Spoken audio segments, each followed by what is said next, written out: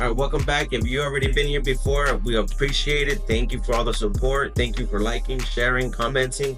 We really need all this in order to grow, so thank you guys. On this episode, we will be adjusting the metal frame, holding the entire front clip. If you're new, currently we're working on a conversion kit or a swap kit for anyone who has a first generation Silverado. This is a 2001 four-door, and particularly we're doing a 2025 1500 style base swap on this one. We got everything from the hood, we got the fenders, the grill, the light, the bumper, and we swapped onto this truck. We had to enlarge it, we had to make it wider, longer, and then we had to put on the pre-runner fenders. So here, as you can see, I'm just adjusting it.